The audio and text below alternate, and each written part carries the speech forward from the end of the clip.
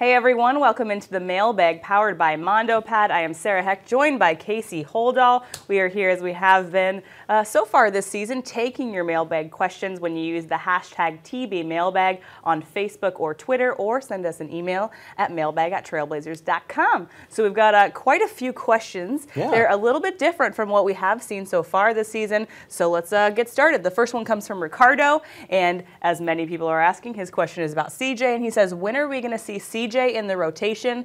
Barton got to play, talking about last night. Why not CJ? Well, I think, I had this thought last night, and I think Terry Stotts talking post-game after the Kings game, the loss that was last night, was talking about he felt like Will Barton had worked hard and that he had improved, and he felt like he needed to reward Will by giving him some minutes, by at least giving him an opportunity to get out there.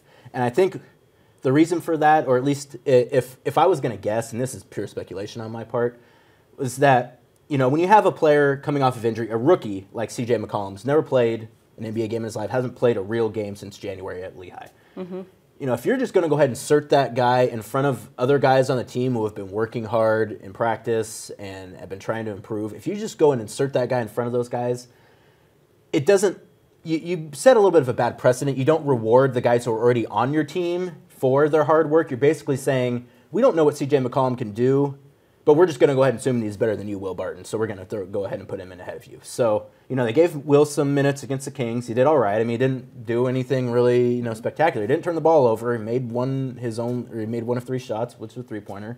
So, I mean, it wasn't a fantastic stint, but I think at least Will got a chance to get out there and show that, hey, I can play as well. So now you go forward, at least if you're Terry Stotts, you in your locker room, you can say, hey, we've given these guys a try. Now we can put in CJ and see what he can do. As far as when he's going to get into the rotation, I don't think he's going to get a whole lot of time in the rotation anyways, at least anytime soon. I wouldn't be surprised if he played tonight against the Magic. I also wouldn't be surprised if he didn't play for a week. Terry had said a couple days ago that he wasn't really sure if CJ was ready to get out there and play yet. So I think it's possible that you could see him anytime, but I think it could still be another while. I would say a week before CJ gets in.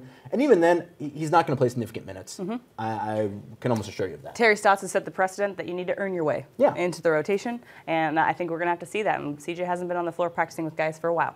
All right, let's move on to the next one. This one comes from Eric, and he says, what's the funniest off-court player moment so far this season? I'm going to defer to this guy because not only is he the star of the show, but he's the one that travels with the team. I have a hard time remembering some of these things because, city to city, town to town, season to season, it's kind of hard to remember. Blurs. Exactly. All just kind of blurs together. One thing I do remember that when we were shooting around in Los Angeles before the game against the Lakers, and Terry Stotts will separate the players out at shoot around by kind of small random things. Like he'll say, if your birthday is on an even number day, you go to that side of the floor. If it's an odd number day, go to that side of the floor. If you're born in west of the Mississippi, you're on this side, So he kind of mixes it up.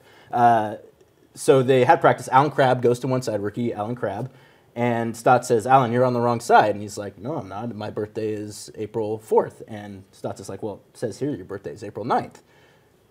Turns out there are a lot of inconsistencies about what Alan Crabb's birthday is on the internet.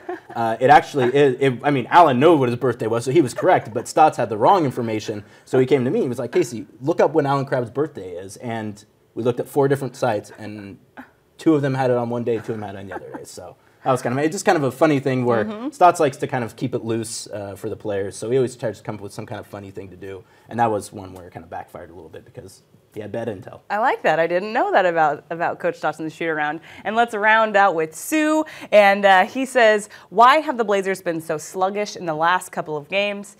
Better defense? I think that's part of it. I think a lot of players have talked about it as such after the game against the Kings, that they're really getting teams' best shots now. Mm-hmm. And maybe they're not responding as well as they need to being that team that other teams are getting up to play for. It hasn't been the case in Portland for at least 4 years now. So, maybe it's been a bit of a transition for the players to realize that, hey, we can't just roll the ball out and win these games. And I don't know if they necessarily thought that before, but it is a different mindset from being, hey, we're the upstart team that's going to try to get some of these wins that we maybe shouldn't get, and being the team that other teams are looking at and saying, hey, we might not be having a great season, but if we can take down the Trailblazers, that's something we can hang our hats on. So I think that's part of it. I think part of it is the defense is just kind of coming home to roost at this point. It hasn't been great all season, and I think as we're seeing now, when some of the shots aren't falling, when the defense isn't there, as it hasn't been, particularly against a game like the 76ers, didn't hit any of the three-pointers, basically. And if you're not playing defense and you're not hitting your shots, you're going to lose. There you have it. Guys, thanks for joining us for the Mailbag powered by MondoPad. You can submit your questions using the hashtag TBMailbag on Facebook or Twitter, or sending us an email at mailbag@trailblazers.com. We'll be happy to take your questions, so send them in to us. Again, thanks for joining us. Sarah, Casey, see you guys next time.